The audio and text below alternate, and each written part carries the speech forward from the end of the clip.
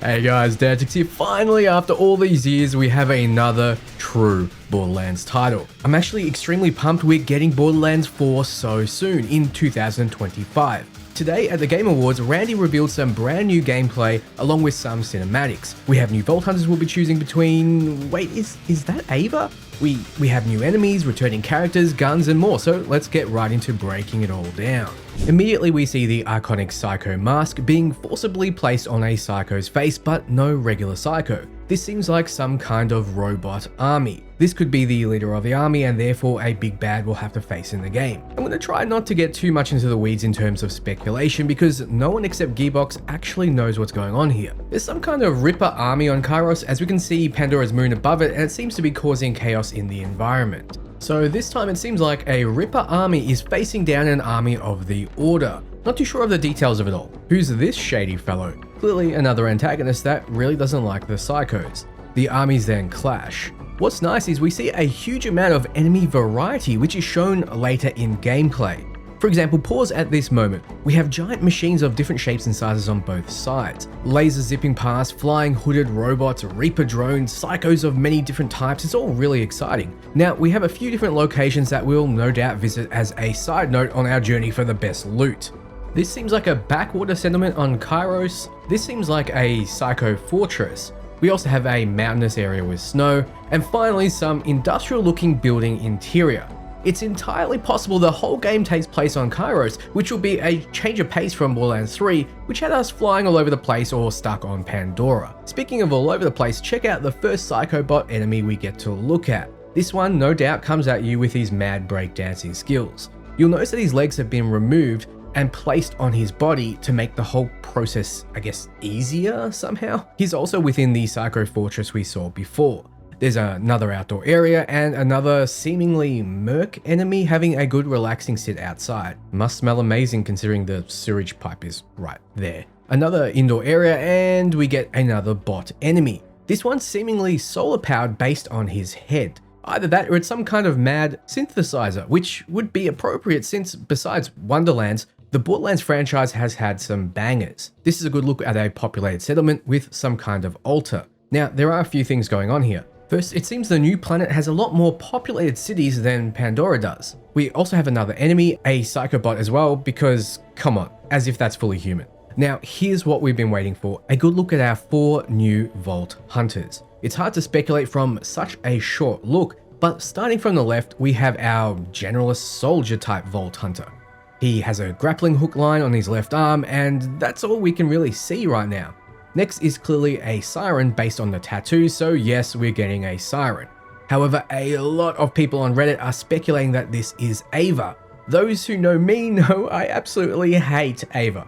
I made 2 videos on why she failed as a character. I've had to look at her smug face so much that I actually don't think this is her. Well, at least I'm really hoping not. But if you compare them together, you can see a lot of differences. Next is your typical Brick, focusing more on heavy weapons and melee. Though his gear has a single jet engine or rocket launcher on his right shoulder and some kind of mechanical arm on his left. Finally, we have your tiny techie, and this is just based on the less clothes on top and thick ton of clothes on the bottom, which usually goes with a techie for some reason.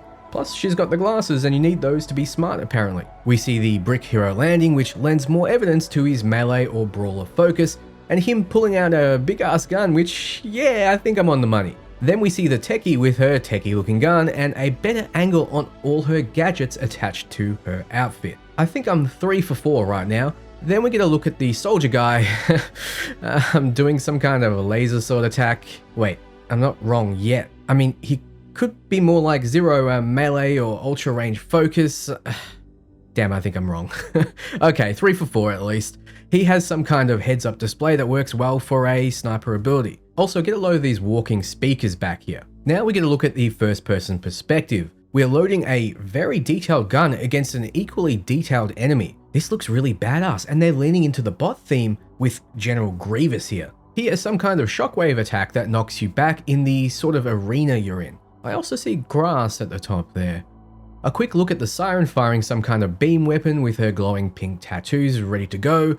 Not exactly sure what her powers are yet, but I'm excited to find out. It really can't be worse than Shiva hands, right? Then keeping on the Star Wars brand, we have the character catching a ride in a pod racer. We see it blasting off, and in the same area, which is luscious and green, we have another vehicle, a more speeder bike looking one. Here we have an older and wiser looking Zane from Borderlands 3 with his clone, meaning that yes, obviously there will be returning characters. Maybe I'm blanking here, but I have no idea who this is. If you have any ideas, let me know in the comments. Now, I know this girl has to be new, right? Her top is an inch away from falling right off, and I think I'd remember that. Her and Adam Warlock clearly visit the same stylist. I wonder if this is a quest giver or an enemy. Now, it wouldn't be Borderlands without a good old non-Jack Black claptrap. Well, that's a bit of a tongue twister. Non-Jack Black claptrap. Say that 3 times.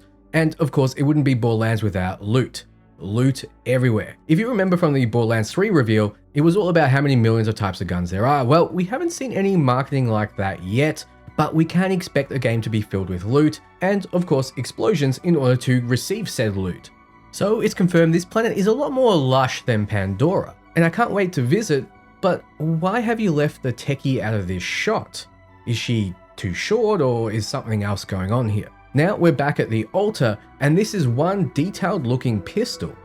Okay, what the hell is going on here? The sky is broken, and I'm not a huge fan of the gun compared to the pistol. So we're back in the grassland with a new rifle, but immediately back to the junklands with a new bot enemy. This one has a giant speaker on top of its head, a beach umbrella, and a rocket pod for an arm. You can't ever say that Gearbox isn't creative. And in a very Borderlands fashion, it has a giant arm but uses the tiny one to break the earth in a mad psycho rage, no doubt causing you to flee its proximity. Here's the first real organic enemy, weird to say, a walking, poisonous, spitting, carnivorous plant. Oh wow, and our first mostly organic psycho, and yeah, with the disproportionate arm thing, he does have some modifications and some mutations.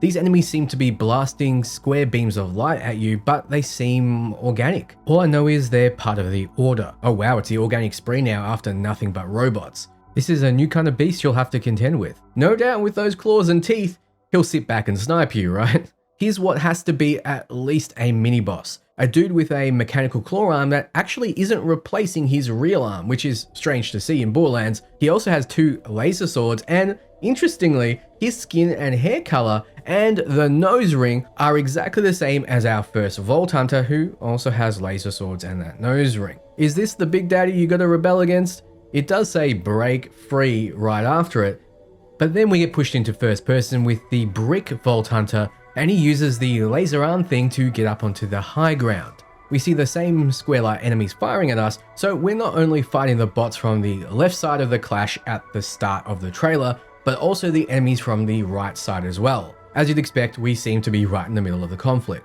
The Vault Hunter throws a grenade of some kind. Well, actually it's his laser sword if you slow it down. There's a shockwave and a black hole-like effect, and then he uses an ability of some kind. Drones seem to make both a lava-style axe and an ice one. He then has to make a choice between the 2 of them. He chooses the lava axe and the ice axe vanishes.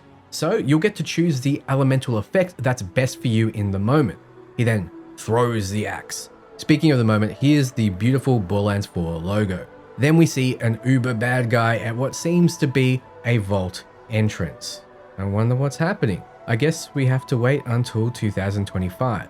Overall, we didn't get a whole lot of details, but I concede that there's never enough details for me. So what do you think? Excited for the game? Let me know below. Be sure to enter the competition to win a 4090 or console of your choice before it closes. This is where Nvidia and PNY can help.